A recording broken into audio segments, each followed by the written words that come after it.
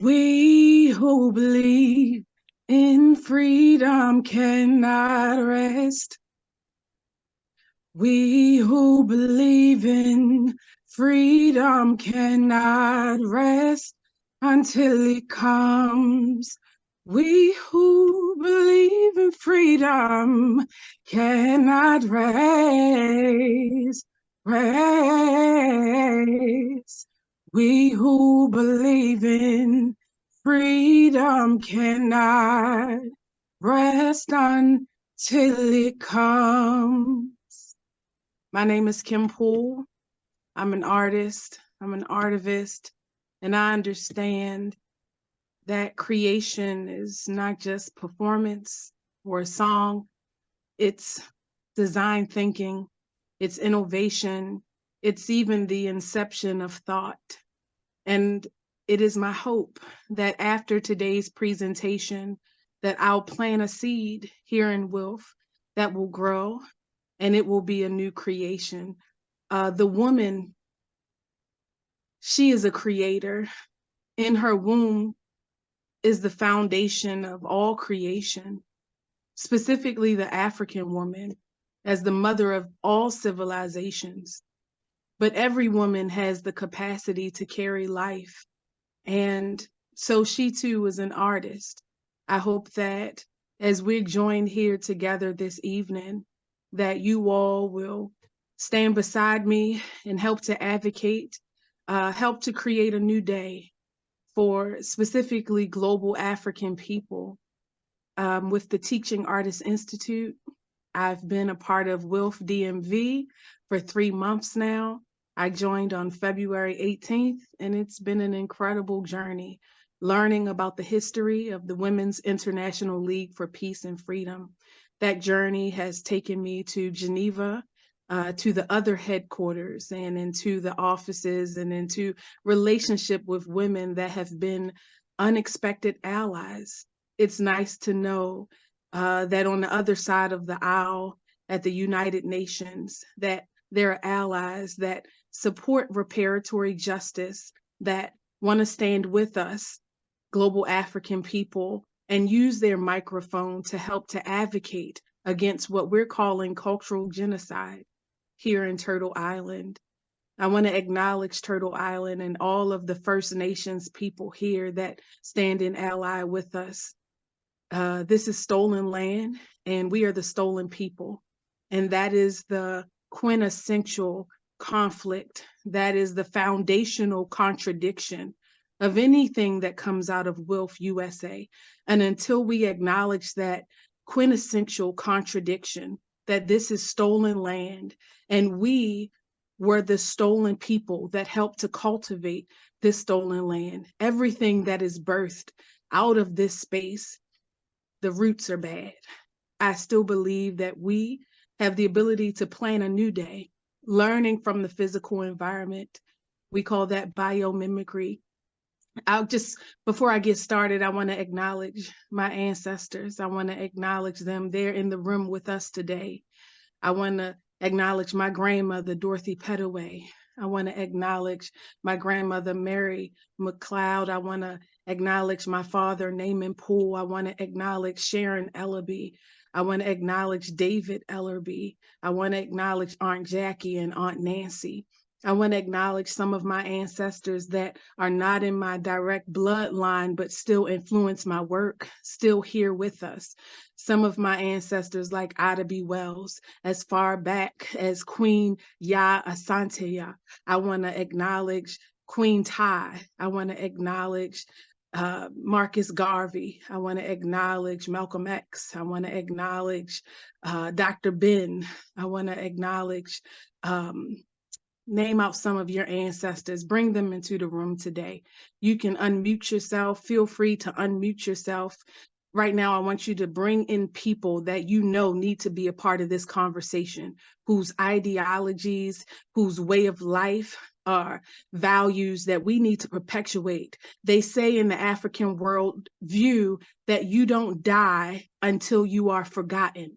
And how could we ever forget Mary McLeod Bethune, an incredible advocate for education?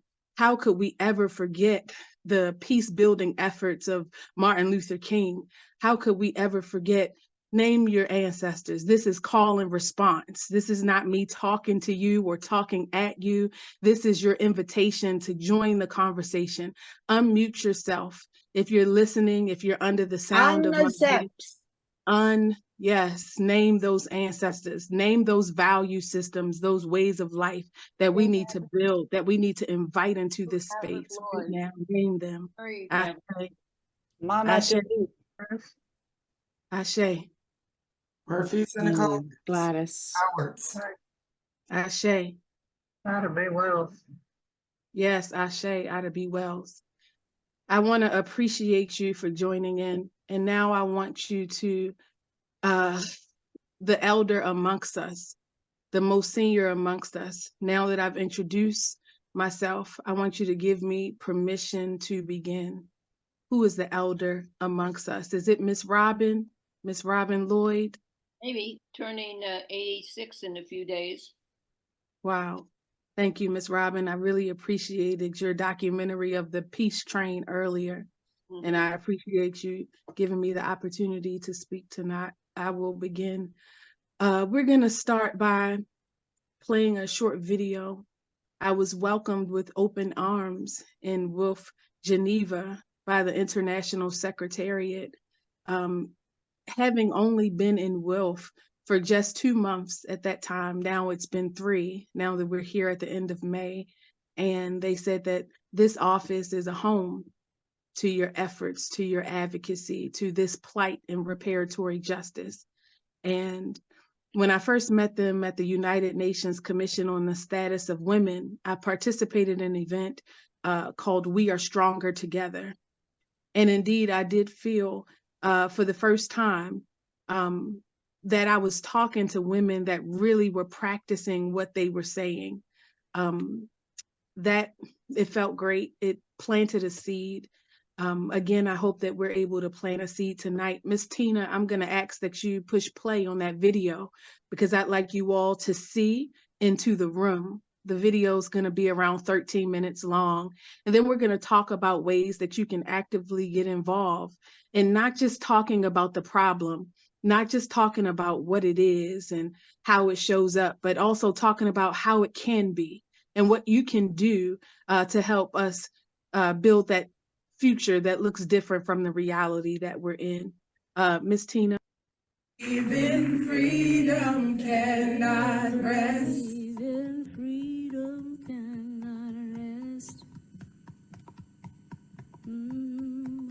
You believe in freedom cannot rest until it comes. We who believe in freedom cannot rest. Hear me talking to you. We who believe in freedom cannot rest until it comes.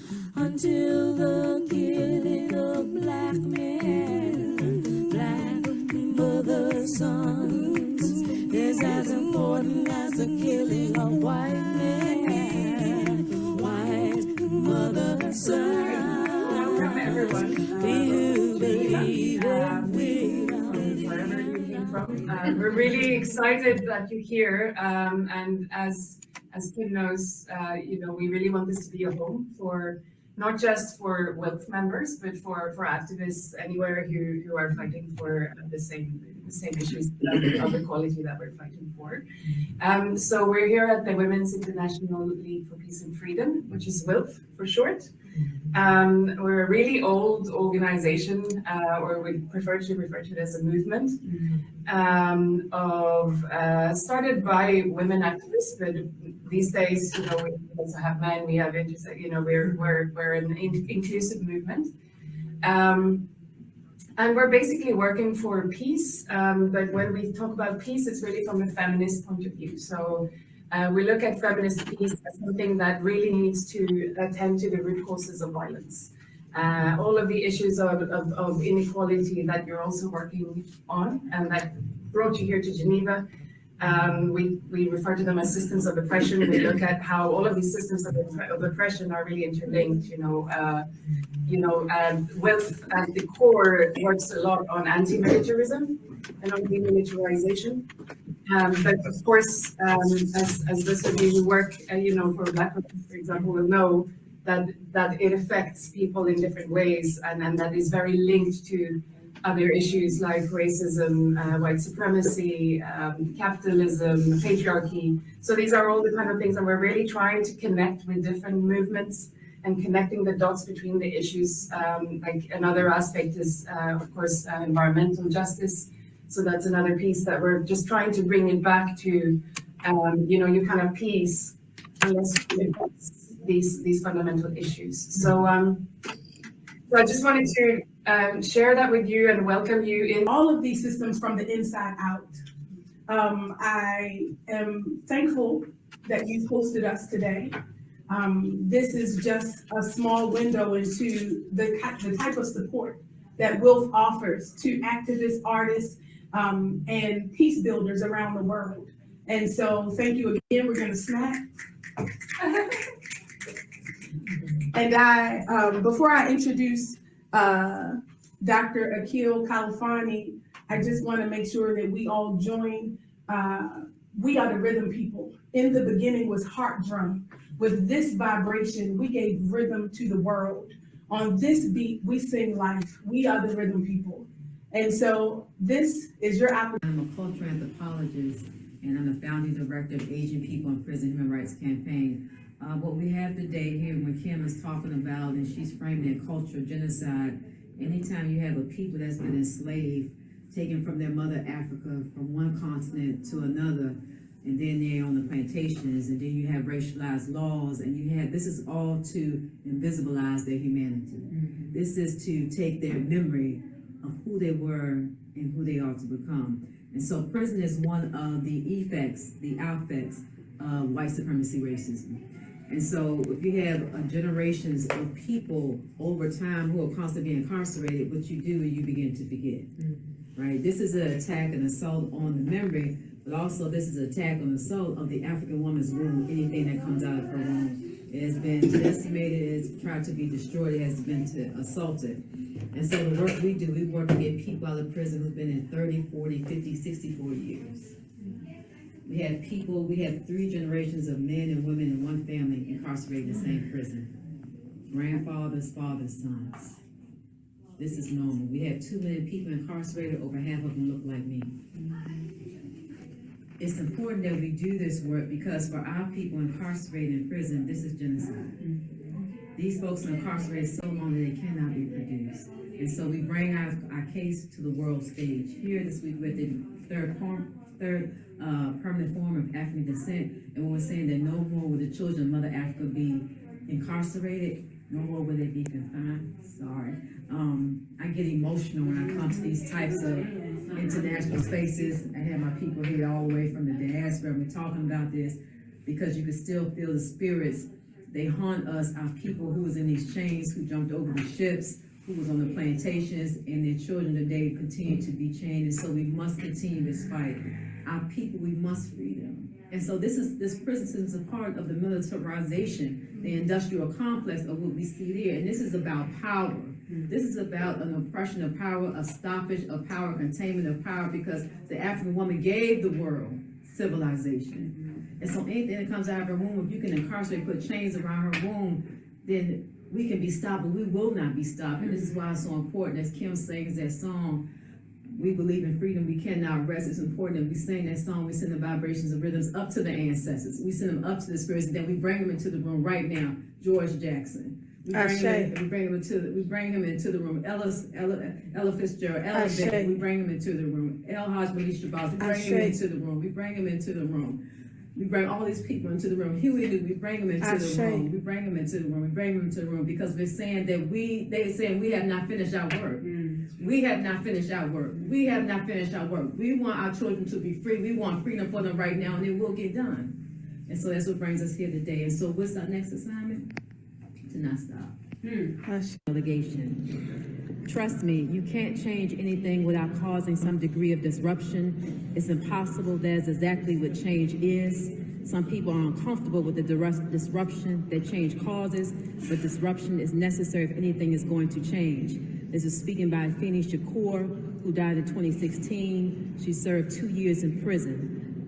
At that time when she was arrested, Tupac Shakur was in her belly. He served 9 months in prison. He died in 1996. His stepfather, Dr. Poole Shakur, served 35 years in prison. He died in 2023. Today I deliver this in the ancestors' name of the Shakur family, all decimated by white supremacy, racism, mass incarceration, and systems of oppressions. And yet, they were disruptors. And so today, those that sit around me, the children of Mother Africa, this will be our challenge. Can we become disruptors enough to bring back our liberation, to give us self-determination? And so I go ahead and I deliver our expectations, our recommendations, and our demands. We want the United Nations to appoint a special rapporteur on Black women of African descent. We want a special rapporteur appointed on Black African descent of maternal health. We want the United Nations to create a United Nations Permanent Forum on Black African descent on maternal health, a United Nations Permanent Forum on Black women, and a United Nations Permanent Forum on Haiti. It will no longer be accepted how the Haitians continue to live in such deplorable, dehumanized conditions. They owe the West nothing, and yet the West owes them everything. They owe the West nothing, and yet the West owes them everything. Our instructions for the UN Permanent Forum members, you are to issue a press conference, a statement condemning the U.S. mass incarceration as genocide. Mass incarceration to people of African descent in the U.S. is genocide. We cannot reproduce. This comes out of slavery, 13th Amendment. These are the children of Mother Africa that are incarcerated, and we will not tolerate this anymore. My final recommendation, UN Permanent Forum, you will issue a statement, a conference, and you will demand for the release of Iman Jamil Alameen, aka H-Rap Brown, immediately to be released and returned to his people. I deliver the statement in the name of the Shakur family. Peace and blessings. You go, sis. You too.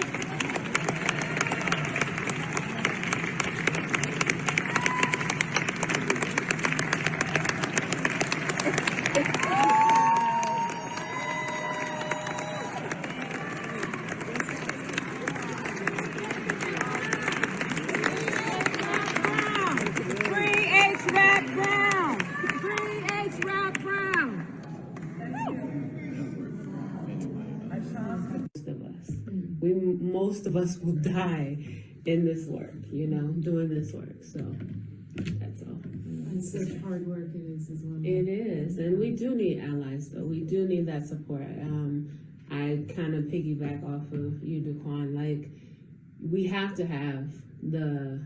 We have to have everyone, right? We all have to understand humanity and understand it's just basic common courtesy. Like, I'm in birth work. All we're asking is to live.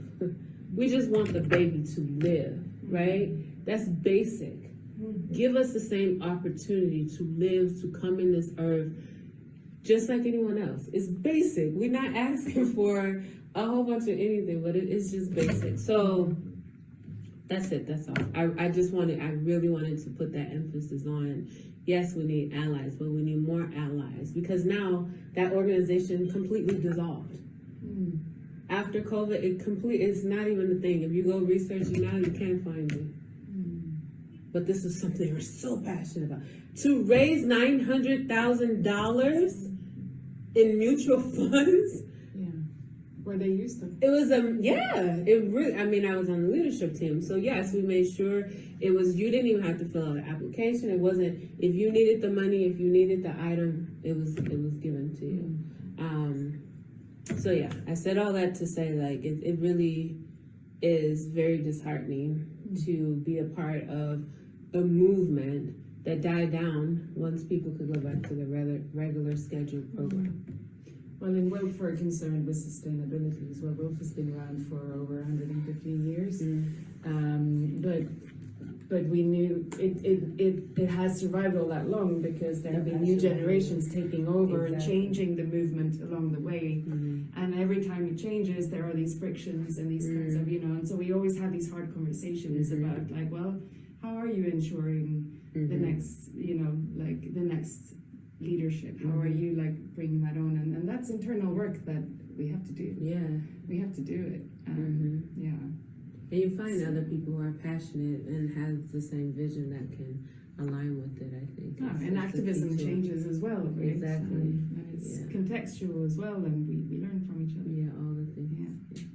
On that note, I have to go too. Yeah, no, I know you guys have to go back to the forum. I'm here at the Permanent Forum on People of African Descent, and I just participated earlier today in a roundtable convened on ending cultural genocide against people of African descent, and I just want to offer my deep gratitude for the power and the energy in that space that was so real and so generative.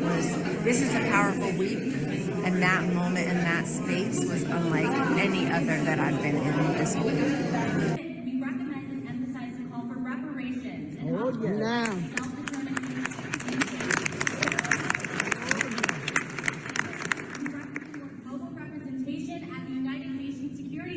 through a permanent African member state. That's right. To increase the power of governments for influence on the international stage. We recommend to hold the next forum and future forums There it is. at the United Nations headquarters in Africa. There you go.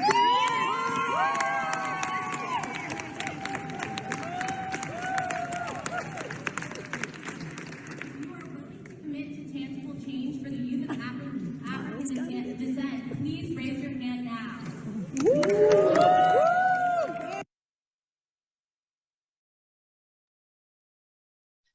So the same question that the young people pose to the floor, if you're willing to commit to the preservation of the African identity, if you're willing to commit to a campaign, to a front, to a collective that is against cultural genocide for African descendants and all people, all indigenous communities, I'm going to ask that you put your hand up in the reaction section right now.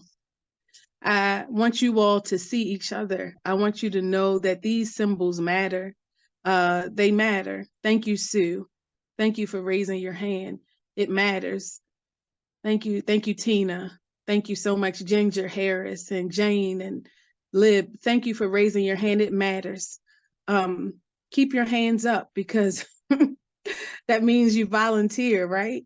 When you say you want to see change, you have to be the change. It means you want to be a part of the process. With the Teaching Artists Institute, we understand that we have enough people telling it like it is. We need some people that can tell it like it can be.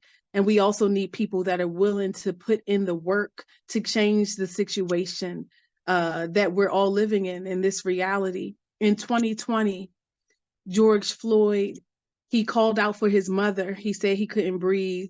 And in 2020, the entire world watched. The entire world lamented the situation of Black people living here in Turtle Island. And so we saw movements and we saw campaigns and we saw marches and signs. But we no longer need signs and slogans because we understand that just 12 months after 2020, just 12 months later, that there was legislation to ensure that critical race theory and discussions about race, the 1619 Project by Nicole Hannah-Jones, that it was illegal to teach these narratives in the classroom from K through 12 through the university level. That sounds like fascism. When we have foundational narratives to the development of this country, when we are literally talking about a group of people that were displaced against their will, brought here to this country against their will to work for over 300 years for free. And we're not allowed in education in classrooms to talk about this narrative.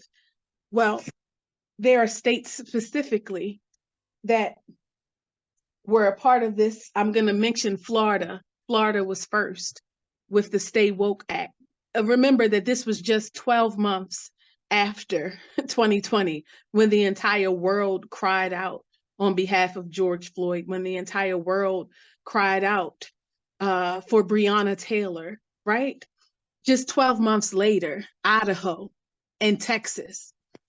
I'm going to pull it up because I want to be really clear about the legislation, because when we say that we want help against cultural erasure and WILF is at that table with us, reparatory justice is what's next. But how do we properly develop what's next when all of the laying bricks, all of the cornerstones that my grandmother's generation put into place are being undone as recent as 2021?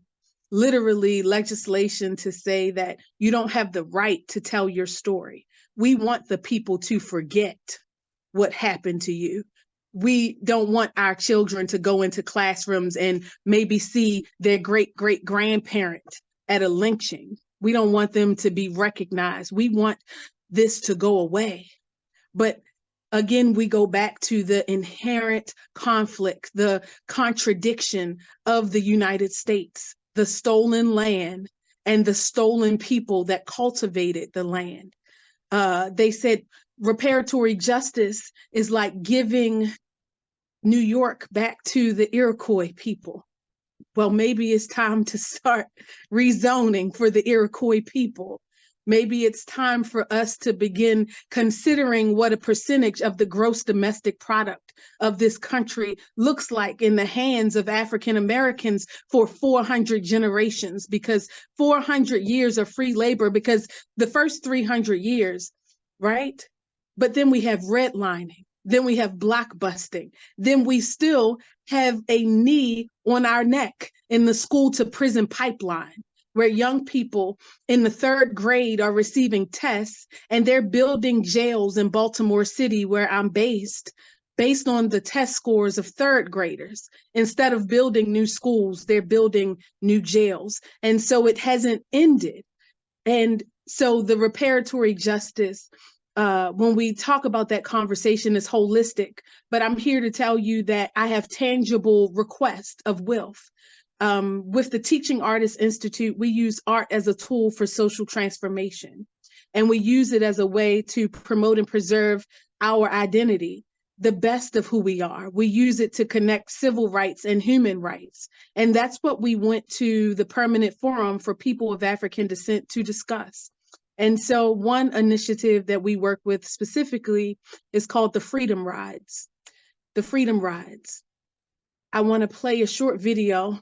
Just a bus of 55 young people partnered with elders that were committed to making sure that we take history off the page, making sure that our young people don't forget, making sure that elders that lived through this generation are telling the story from their perspective. We have young people in our community that are just like some of the Stay Woke legislators. They don't believe it to be true. Young people that can't imagine a world where my grandmother could only drink from certain water fountains, where she had to guess how many marbles were in the jar in order for her to go and vote. These things that weren't so far removed from us, segregation, etc. And so we make sure that they not only remember, but they use that as motivation to make sure that these transgressions never happen again. Miss Tina, if you could play the next video, I want to show them a window into our Freedom Rides bus tour.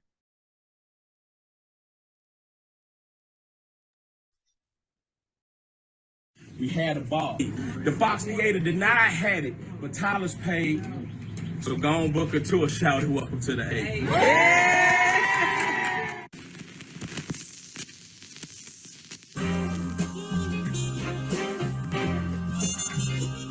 Tour is going to last roughly 1 hour and 15 minutes so that we can get you back on the road and to your next journey. It was an act of resistance that she would not give up her seat to a white man on the bus. Rosa Parks' deliberate act of resistance led to a bus boycott that thrust into the limelight.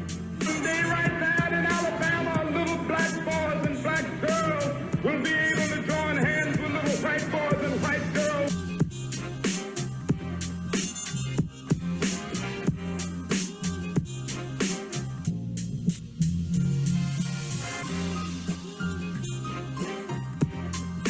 We must harken back to the days of darkness where Frederick Douglass, the great abolitionist, even in those times, echoed this famous phrase that has come realistically to haunt the black man in America. And that phrase is, power concedes nothing.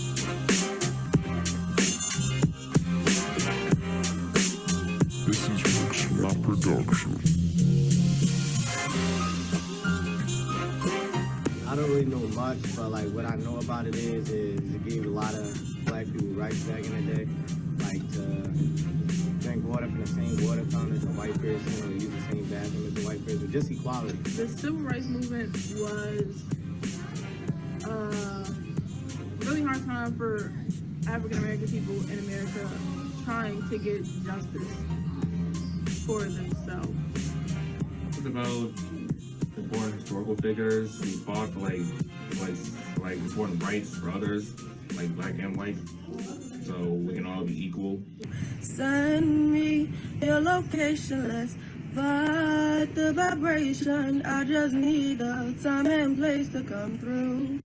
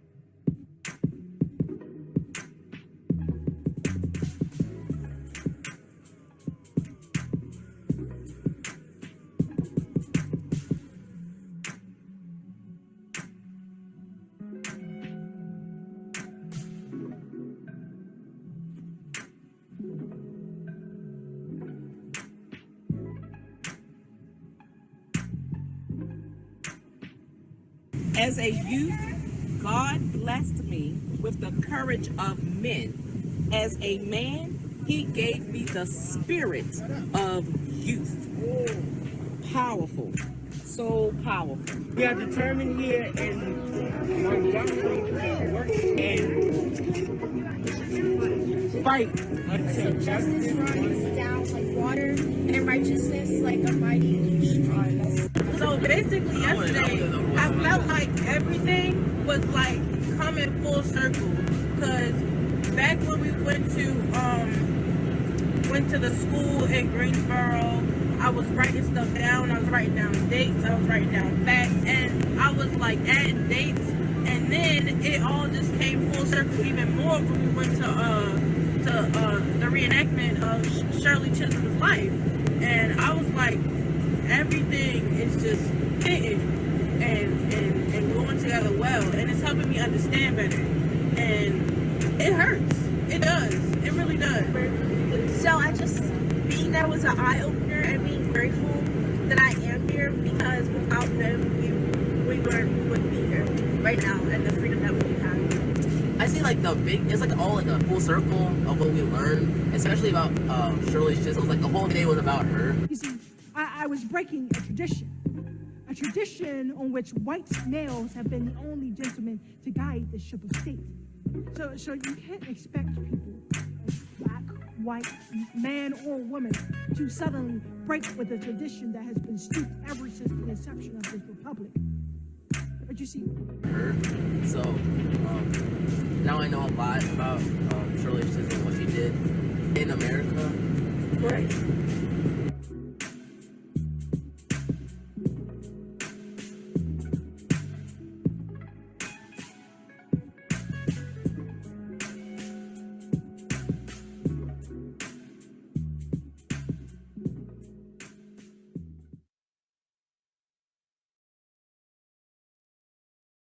The quote that the young people were reading at the MLK monument in Washington, D.C., they said, "No, I won't be satisfied until justice rolls down like water and righteousness like a mighty stream."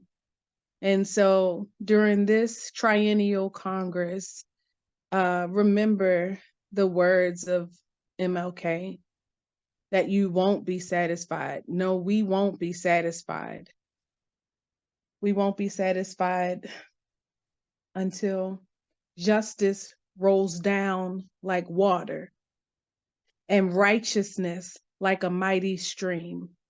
As you think about water and the flow, as you think about the way of water, remember the words of MLK in his "I Have a Dream" speech. Remember the March on Washington for freedom and jobs, because economic empowerment is important. It is a part of our sustainability and our movements. And when you think about reparatory justice, think about visibility, think about the cultural genocide of my tribe here on Turtle Island as Afro descendants, and know that you have the power to be a part of the solution, even if it begins with you coming along with us on a freedom ride. And so this is my official invitation to everybody with their hands up right now. Next year in June, we're doing a freedom ride.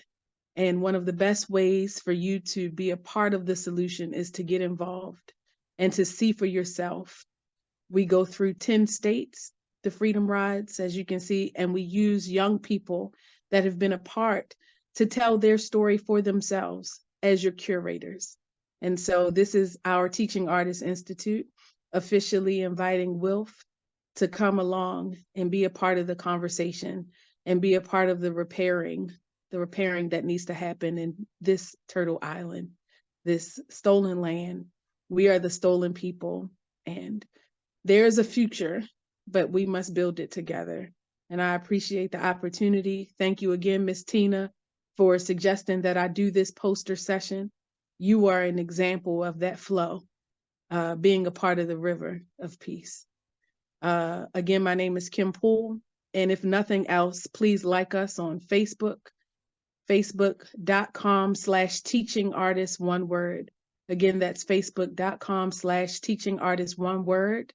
Last but not least, as a result of that roundtable discussion that we hosted parallel to the Permanent Forum on People of African Descent in Geneva at the WILPF Geneva office, I was invited by the International Secretariat to host a discussion June 19th during Juneteenth and in acknowledgement of African Liberation Day. And you're all invited to participate. We'll make sure that you get the details. If you want to be a part of the solution, then get involved. It's an action word. And that's Teaching Artists, no S. Facebook.com/Teaching Artists, no S. Thank you again. Wow. Wow. Thanks. Woo. So Kim, are you part of the Poor People's Campaign with Reverend Barber? And Reverend Theo Harris? So WILPF DMV is participating this year. So I will be with my WILPF sisters in DMV as a part of the activities. But as a, outside of just being there and being an active space in the space, no, we're not helping with the planning. Thank you for a wonderful presentation, Kim. Wow, that was like very inspirational. I'm so happy to see people like working on international levels to ensure that those of us that are American citizens, not by choice but by force, and through generations have really built this country, are recognized. And I really loved the part about how you were talking about the unpaid labor over all the years. And I hope that at some point, the people that are working on that particular issue do succeed in getting corrective measures. Okay, so everyone, this, concludes our very much extended program. And anyone that would like to hang around longer and just have conversation, we are done, and we hope to see everyone tomorrow. Thank you very much. Yes, look for that email in your inbox, and we'll be, as Nancy said earlier, there's a Thirsty for Justice film at 2:30, and then more posters beginning at 4:30 tomorrow.